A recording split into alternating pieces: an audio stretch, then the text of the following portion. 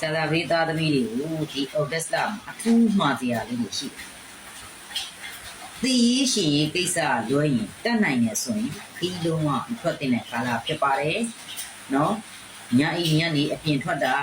အချိန်မတော်အပြင်ထွက်တာတွေရှောင်တဲ့ကာလဖြစ်တယ်။နော်။အိမ်တော်ကြီးနဲ့ပတ်သက်တာအပျော်ပါးတွေအပျော်ပါးကိစ္စတွေအိမ်တော်ကြီးနဲ့ပတ်သက်တဲ့ပြဿနာရက်တွေအမှုဟောင်းပြဿနာဟောင်းတွေစိတ်ပေါ်ဝဲတွေရှိတယ်အဲ့ဒါကြောင့်မို့တတ်နိုင်သမျှဇာတာပရိသသမီးတွေသတိထားတဲ့ကာလဖြစ်တယ်နောက်တစ်ချက်ကလူကြီးတွေကူမတွေနဲ့အကြီးကဲတွေကိုလုပ်ငန်းရှင်တွေလုပ်ဖို့ကင်ဘက်တွေနဲ့စကားပြောတဲ့အခါမှာစင်နေချင်းချင်းလေးပြောစီခြင်းနဲ့နော်ဒီဩဂတ်လနဲ့စပြီးတော့နောက်၄လနိုဝင်ဘာလဒီဇင်ဘာလအထိပေါ့နော်အဲ့တော့အတိတ်ကပြဿနာဟောင်းလေးတွေအိမ်တော်ကြီးမှာအကြီးငယ်ကိစ္စပြဿနာလေးတွေသတိထားစီခြင်းပါတယ်အရင်ကအဆက်အသွယ်မရတဲ့ကိစ္စတွေနော်စာချုပ်စာတမ်းနဲ့ပတ်သက်တာတွေရှယ်ယာလုပ်ငန်းတွေနဲ့ပတ်သက်တာတွေဆိုလို့ရှိရင်တော့ဒီလုပ်ငန်းဟောင်းတွေကနေစပြီးတော့ဩဂတ်လမှာကိုယ့်အတွက်အကျိုးမြတ်ရလာကောင်းကိုရရှိမဲ့ကာလဖြစ်ပါတယ်ဒီဩဂတ်လထဲမှာအထူးထပ်ပြောမယ်နော်အချိန်မတော်အပြင်ထွက်တာလုံးဝရှောင်မှာအန္တရာယ်ရှိပါတယ်အမှုရင်းချုံအောင်နဲ့ပတ်သက်တဲ့ပြဿနာရက်တွေဖြေရှင်းရနိုင်တယ်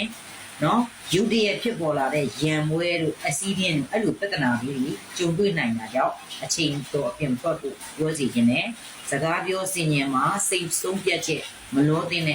ကာလတာဖြစ်ပါတယ်နော်အဲ့တော့စောက်လို့ရေးလုတ်ကြိုင်နေတဲ့သူဆိုလို့ရှိရင်လုပ်ငန်းဝင်မှာအန်ဒီရလေးတွေကြုံတွေ့နိုင်တယ်အဲ့တော့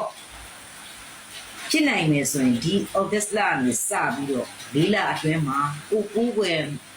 ယုံကြည်ရာဘာသာတရားကိုလေးလေးနက်နက်လုပ်စေခြင်းပါတယ်အဲ့တော့အစစရ view site တွေနော်ကြီးတဲ့ပြဿနာပေးသွားမယ်ကာလမှာရှိပါတယ်လူရေးစီးပွားရေးကိစ္စမှာယုံကြည်ရခက်ခဲနေတဲ့အချိန်ဖြစ်တာကြောင့်မလို့အာမခံတဲ့ကိစ္စတွေသတိကိုပေးတာတွေရှောင်ကျဉ်တဲ့တလတာဖြစ်ပါတယ်နော်ဝန်ထမ်းတွေကဒီလာထဲမှာလည်းဝေဖန်ခံရမယ်လူကြီးတွေနဲ့အထင်လွဲခံရတာမျိုးတွေရှိနေနိုင်တယ်နော်အပြစ်တင်ဝေဖန်ခံရတဲ့ကာလမျိုးတွေ့ရှိနေရတယ်နော်အဲ့တော့ဝန်ထမ်းတွေလည်းအလုပ်လုပ်တဲ့နေရာမှာသတိထားသင့်ပါတယ်အဲ့တော့အကျိုးပေးတဲ့လုပ်ငန်းတွေပေါ့နော်အကျိုးပေးတဲ့လုပ်ငန်းတွေဆိုတာကလက်ရှိဒီလုပ်ငန်းတွေလုပ်နေတယ်ဆိုရင်အဆင်ပြေတယ်ဆိုတဲ့အကြောင်းကိုထပ်ပြောတာအဲ့တော့ပွဲစားတွေအကျိုးဆောင်ပွဲစားတွေကတော့အဆင်ပြေတော့ဒီလာထဲမှာနော်ဖုန်းကွန်ပျူတာနဲ့ပတ်သက်တာအင်တာနက်နဲ့ချိတ်ဆက်တာတွေ online shop ရောင်းတာတွေ social media နဲ့ပတ်သက်တဲ့လုပ်ငန်းတွေလုပ်နေလို့ဆိုရင်ဒီလာတော့တွန်းမှာအလွန်ကောင်းတဲ့ကာလတာဖြစ်ပါတယ်ဒါပေမဲ့သားသမီးတွေအခြေအနေကိုပြောချင်တယ်ကိုတကယ်ချစ်ခင်မြန်လို့ရတဲ့ချစ်သူတွေဆိုလို့ရှိရင်တောင်းတဲ့တယောက်ပြင်နာစာလေးတွေကိုနားလည်ဖို့လိုပါတယ်ချင်းချင်းစဉ်းစားတတ်ဖို့လိုပါတယ်အခြေဟောင်းနဲ့ပြန်ဆုံတွေ့ရတဲ့ပြဿနာမျိုးတွေလည်းအခြေဟောင်းနဲ့ပြန်တွေ့လို့ပြဿနာရှာခံရတဲ့ကာလမျိုးတွေနဲ့ကြုံတွေ့နိုင်တဲ့ကာလဖြစ်ပါတယ်အိမ်တော်ကြီးလေးဆက်ပြောမယ်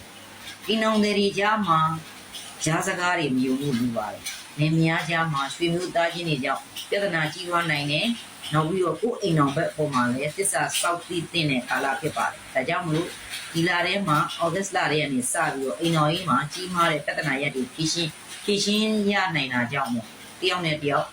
တတိထားနားလည်မှုလေးတွေနဲ့နေထိုင်ဖို့လိုပါတယ်နော်ပညာရေးလေးဆက်ပြောမယ်လက်ရှိပညာရေးကိုစိတ်ဝင်စားမှုအားနည်းနေတာတွေ့ရတယ်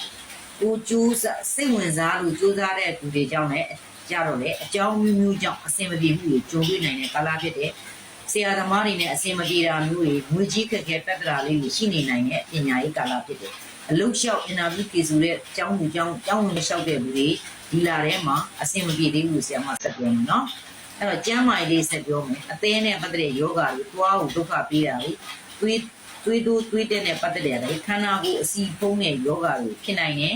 အိတ်မပျော်တဲ့ယောဂတွေလည်းဖြစ်နိုင်တယ်ဒါကြောင့်အစားအသောက်တွေဆင်းရဲတာအေးဝါအိတ်တာမျိုးတွေလုပ်တဲ့ကာလဖြစ်တယ်အကျိုးပေးတဲ့ကြာတာပရိသတ်တွေနဲ့သားသမီးတွေနဲ့အလုပ်အတူလုပ်ဖို့ကြိုင်မဲ့လုပ်လို့ရတယ်လူတွေကတော့ဘုံဘူးတနင်္ဂနွေကြာတာပရိသတ်သမီးတွေဖြစ်ပြီးတော့အကျိုးပေးတဲ့အယောင်လေးကတော့4.5ဆိုတဲ့ခဏန်းတွေဖြစ်ပါတယ်အကျိုးပေးတဲ့အယောင်လေးကတော့စင်စွယ်ရောင်လေးအကျိုးပေးတယ်နော်အကျိုးပေးတဲ့ lucky number ကတော့4.5ဖြစ်ပါတယ်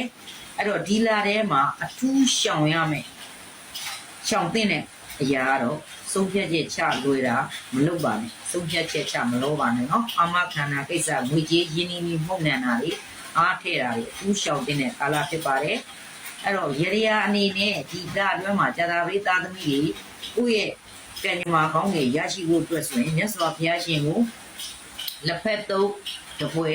ရေတန့်လေးခွက်ကတ်လူမယ်ရွက်လာလေးညွန်ဒီဟိုချောင်းညွန်တစ်လားလုံးကတ်လူထားမယ်အဲ့တော့ပြောရမယ်ဆိုရင်ဘာသာရေးနဲ့ပတ်သက်တဲ့အတက်နိုင်တွေများဒီလာထဲမှာလုပ်ပေးတဲ့ကာလဖြစ်တယ်လို့ဆရာမပြောခြင်းနဲ့အဲ့လိုပြောဘာသာရေးတွေလုပ်ပေးခြင်းအပြင်အစိုးတွေကိုကြော်လွှားနိုင်မဲ့ဇာတာဝိသားမှုတွေဖြစ်ပါလိမ့်မယ်